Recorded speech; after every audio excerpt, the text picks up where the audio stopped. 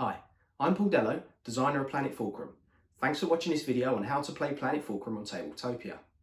If you're watching this, the chances are you're ready to dive straight into playing the game. But for those that are completely new to Planet Fulcrum, please check out planetfulcrum.com or see our page on BGG. In this video, I'll take you through the initial setup and a few rounds of play in solo play mode. This will cover the main aspects of gameplay that you will need to get started. If your intention is to play with 2 or more players, this video is also for you, as the fundamentals and mechanics are broadly the same. So if you're ready, let's begin.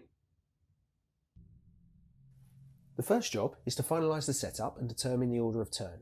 Now for solo play, establishing turn order isn't an issue, as the player will go first and the character AIs will follow. But for multiplayer games, let's take a quick look at how to get started. Once each player has chosen their character, the next step is to establish where you start on the board and who goes first. Enter the sorting bag. In the bag are 4 cubes, one for each of the 4 outer regions on the board. Whoever picks the blue cube will start first in the blue area called Mountain Mortalis. Then the other players will take their turn clockwise around the board. So let's select the cubes. We'll start with Sarah Jane Harper. She has a black cube, so we place that under her strength ability. Next is Franklin Mason Jr. His cube is blue, so that goes under his resilience ability. Masuta Jikar has an orange cube, so that is placed under his speed ability. And last but not least, General Tremlino has a green cube, so that is placed under his intelligence ability. Now each player has their cubes, we know where they can start on the board. Tremlino is in Furtiva's Forest, the green area. Harper is in Demon's Forge, the black area.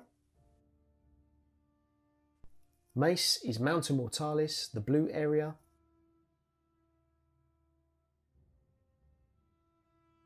And Jikar is in Corpusar Canyon, the orange area. The next step is to provide each player with a further 2 cubes of the same type they just picked up. So everybody starts the game with 3 cubes in total. So let me just do that quickly.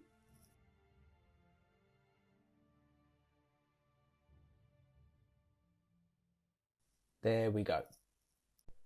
Okay, so we've established everyone's starting point and that Franklin Mason Jr. will go first as he picked up the blue cube. Then the order of turn moves clockwise around the board, meaning the occupier of Demon's Forge, black, goes next, followed by Corpusar Canyon, orange, and finally Furtiva's Forest, green. In the event the blue cube isn't selected, use the clockwise order to establish who goes first. Okay, that's how we begin setting up for a multiplayer game. The rest I'll be able to explain in solo play mode, so let's switch over. The solo mode layout is not too dissimilar from the multiplayer version, except we are now using character AI cards to replace the 3 players. First, let's take a closer look at what the player has to use. Each player will have a character mat that displays 5 abilities that relate to a specific region on the board. At the start of the game, the abilities are set to level 3. This dictates the power of the ability. For example, energy, the pink column, determines how many cubes you can store on each of the columns. So currently you can only collect and keep 3 cubes under each of your abilities. Next is resilience, the blue column. This is the score you add to your defense in battle. Strength, the black column, is the score you add to your attack in battle. Intelligence, the green column, determines how many meteor cards you can hold in your hand. I'll take you through the meteor cards shortly. Finally, speed, the orange column. Speed represents how many moves you can make on the board during your turn. Now, to the right of the character mat is your morality tracker. This determines which faction you represent in the game. Each player will start in the Nomad faction, as indicated by the 4 discs in the centre of the mat. I'll be demonstrating how the trackers are used later, but for now it's important to know how each of the 3 factions differ. The blue side of the tracker represents the Guardian faction. Repeated actions of a righteous nature will see you become a Guardian. Guardians share access to their territory with fellow faction members, which is excellent if you wish to form alliances for mutual benefit. The purple section represents the Nomad faction. These guys do not share any territory, but are very strong in battle, which I'll explain when I take you through the Meteor cards. To retain your Nomad status, you'll need to perform a mix of actions to maintain a balanced morality. And finally, the red column represents the Overlords. Continual actions of, shall we say, a sinful nature will find yourself defecting to the Overlords. Their goal is to become the all-powerful Dark Paragon, who has a few benefits, one of them being that nobody can steal their territory.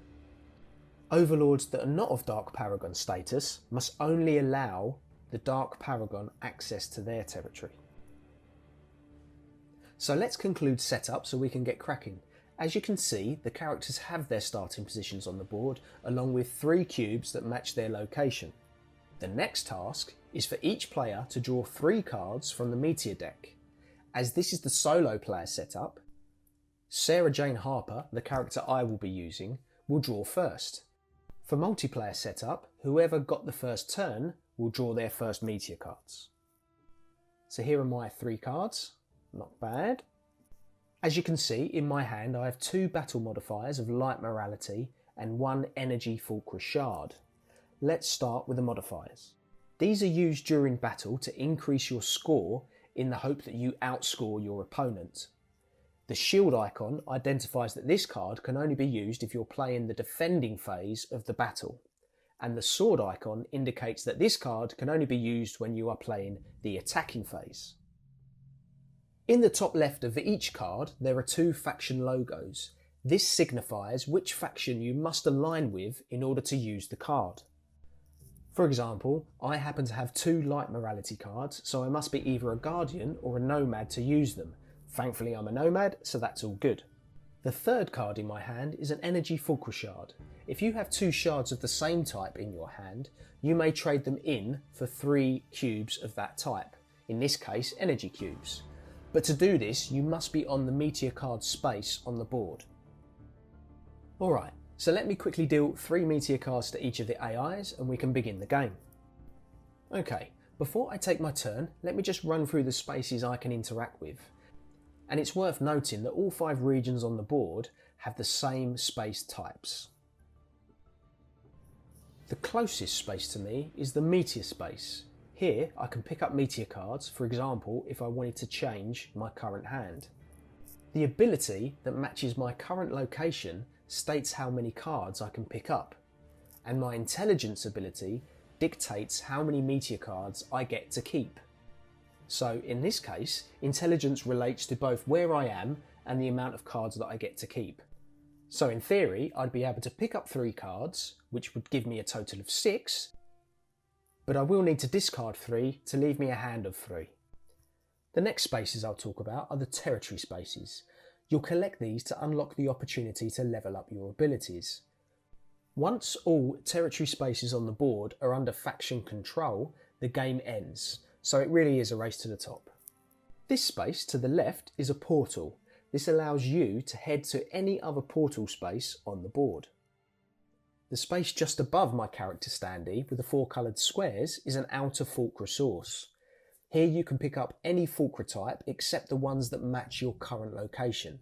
So, for example, the ability that matches my location is 3.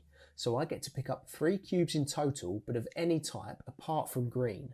So 1 black and 2 orange, or all 3 orange cubes, it's really up to you. And finally, in the middle of the region, the central Fulcra source. Here you can pick up cubes that only match your current location, and this is the space you'll also use to upgrade your abilities. As we play through, we'll encounter these spaces and more will be revealed, but for now, I shall begin my turn. Okay, let me see what I've got to play with. Well, my abilities start at 3, and I currently have 3 green cubes. And that allows me to command 1 territory in my location. I have 3 Meteor cards that I was reasonably happy with, so let's claim us some territory. The first thing I'll need to do is move on to the territory space that I want to claim. There are 3 phases to a player's turn, and the first is to move.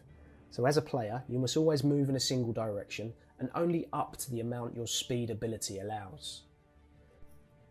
I have 3 speed, but only need 2 to reach this territory space, so I shall do that. Phase 2 of a player's turn is to take an action. An action involves you interacting with the space you've arrived at. Like moves, taking an action is mandatory unless you land on a space that cannot provide you with anything. For example, if I landed on this territory but I did not have the required cubes to claim it. The cost of the territory is relative to your ability level in that location. So I have 3 intelligence. Intelligence relates to my current location, which means the cost of the territory is 3 cubes. So in order to take this action, I take the territory chit from the board and place it under my intelligence ability. I then return my 3 green cubes back to the planet. And finally, I claim this territory in the name of the nomads, which is signified by placing the nomad faction chit on the claimed space. The final phase of a player's turn requires you to track the action you just took. So on the morality tracker, under the territories row, I move the marker towards control vacant because I only controlled vacant territory. The amount I move is relative to the cost of my action, which is 3, so I move the marker 3 spaces, and that's my turn complete. So moving clockwise around the board, the next turn belongs to General Tremlino. Let's take a quick look at his AI mats. AI mats, as you can see, differ from player mats. AIs have a series of preset abilities which they use in the game the same way as players, except they never level up. Below their abilities are a set of action priorities. These are the things the AI wants to do in the game. You use these to determine their next move. Their priority of action reads from left to right, so Tremlino wants to battle first and is indicated in the primary objective tab under his mugshot. It states that he will only fight members of the Nomad or Overlord faction. His second priority is to control territory, and collecting Fulcra is third, so he needs to be able to move onto a space that allows him to do one of those things. However, he only has level 2 speed, meaning he can only move 2 spaces. Let's go back to the board and check what he can do. Okay, well, he cannot attack as I'm more than 2 spaces away. And actually, it's worth mentioning at this point that AIs ignore other AIs. Their only interest is in the player.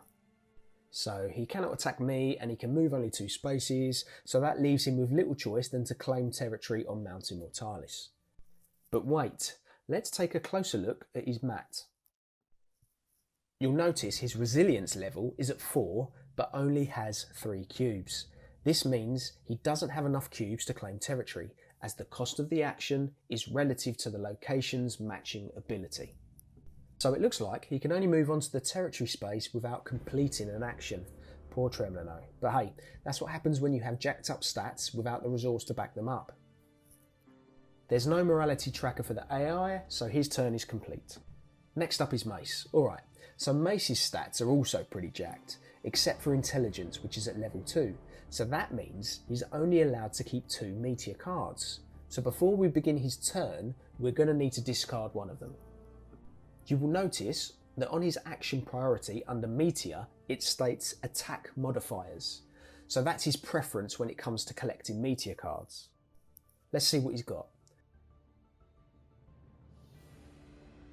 Okay, he has an attack modifier, the broadsword, but Mace is an overlord and therefore cannot use it as its light morality.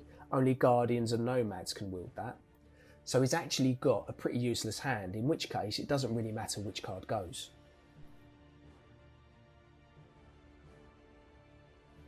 Okay, back to his turn. His first 2 priorities he cannot do, as he's not within 3 spaces of me and I have no claimed territory near him for him to steal. So that means he'll go to the Meteor site to see if he can improve his Meteor card hand. Of the 3 moves available to him, he'll use 1 and then pick up 5 cards because he has 5 strength, which relates to his current location. Now we will need to get rid of 5 cards, as he can only retain 2 as per his intelligence ability.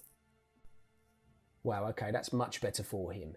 There are 2 attack modifiers of dark morality, meaning an overlord can use them. And although he also has a pair of matching shards, he'll want to retain the modifiers, so he will discard everything except for those modifiers, which concludes his turn.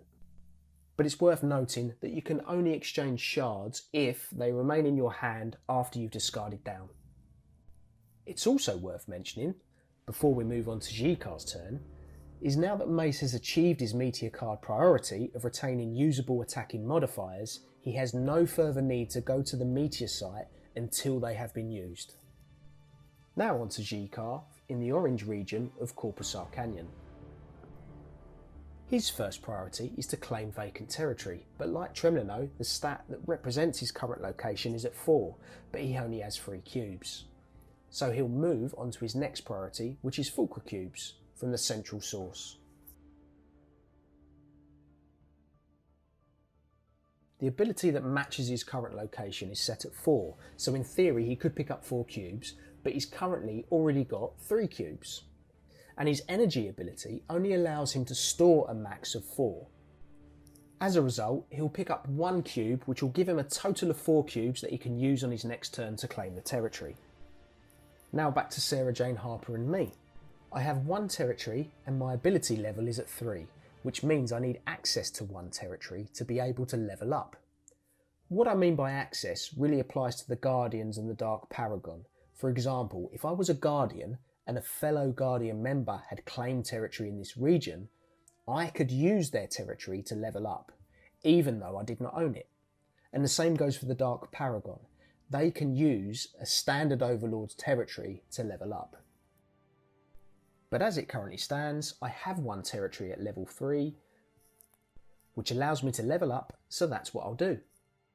To level up, I'll need to move to the central Fulcra source, and the cost to level up matches the ability I want to increase, which is 3. As I currently have no cubes, I can interact with the space first, to collect my 3 that I need. If I already had 3, I would just spend those without interacting with the space. This is because my energy ability allows me to only retain 3 cubes, and technically, if I already had 3 cubes and I picked up a further 3, I would have 6 cubes, which isn't possible. So, in the current scenario, I pick up 3 cubes, and I return those 3 back to the planet, which allows me to replace my ability from level 3 to level 4. It's worth noting that you can only level up by 1 tier at a time. So there we go, level 4 intelligence, happy days.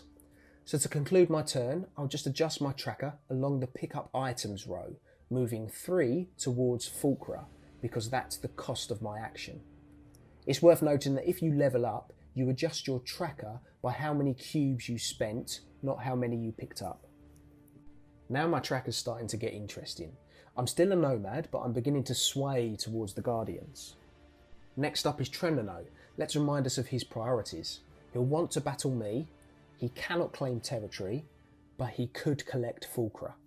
So, we see that within 2 moves, he's able to make it to me. Okay, so it looks like we're about to battle. He'll move 2 spaces to land right where I am, and it's worth mentioning that players cannot pass through other players. AIs can pass through other AIs, but they can't pass through players. If they arrive at another player's space, it always initiates battle, and because battle is initiated, the player does not interact with the space during this turn. So back to battle. We see here that Tremlino's preference during battle is to defend. Attack and defence basically represent who goes first and who goes second, and Tremlino gets to choose this because he's the one that's initiating the battle in the first place. So as I'm going first, I'm probably going to need to hit him with my best shot and hope that it's enough, because I've got no idea what sits behind his Meteor cards.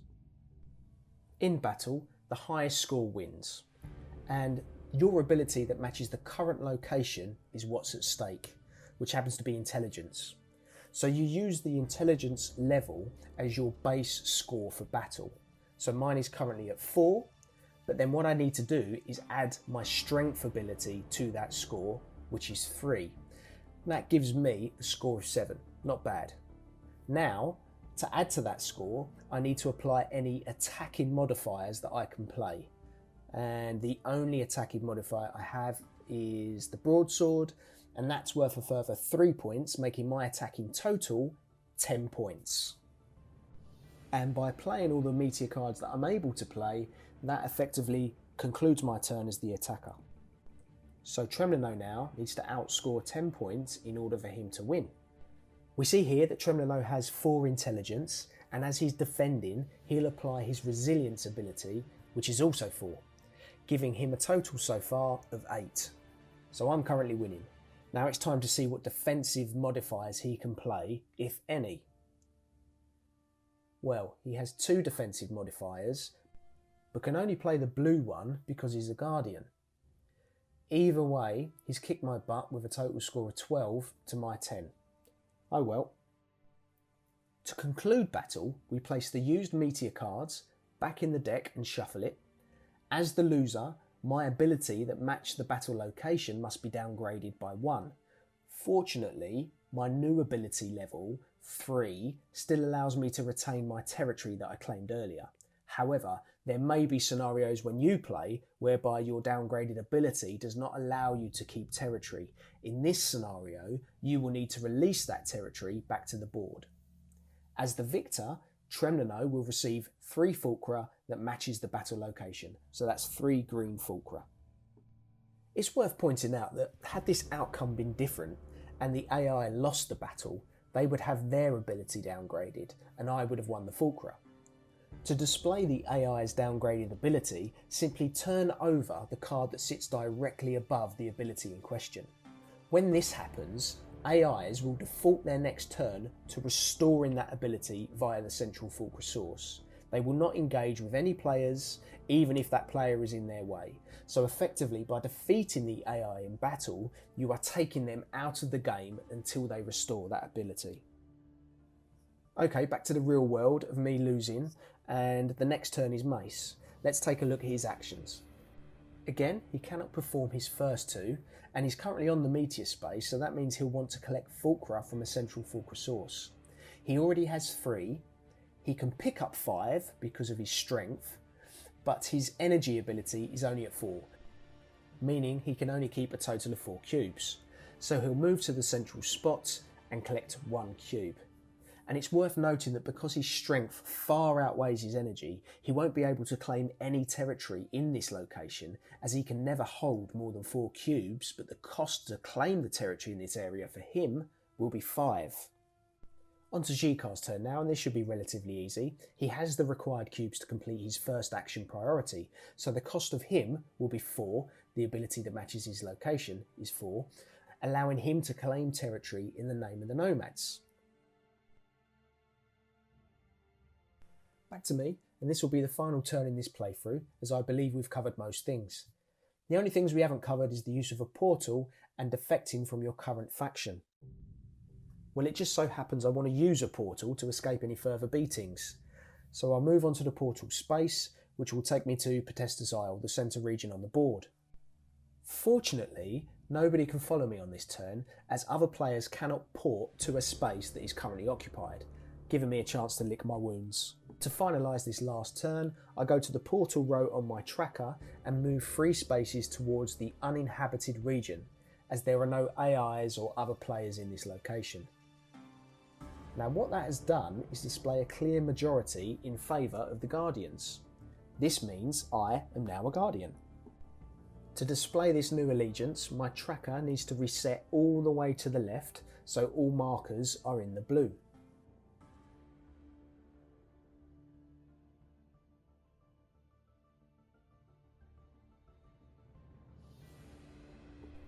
Had I defected to the Overlords, all markers would have gone to the far right, all in the red. And later on, if I find myself defecting back to the Nomads, all the markers would reset to the middle. I also need to reflect my new allegiance on the board. So my one lonely Nomad territory now becomes a lonely Guardian territory. And that pretty much covers gameplay. All that's left is to remind you that the game ends when all territories are under faction control. Then what will happen is each player will count up their abilities, territories, pick-up items to find out who has the highest score. Check out the rulebook at the back to find out how to score each of those items. Thanks for watching, and I hope you enjoy Planet Fulcrum as much as I've enjoyed making it.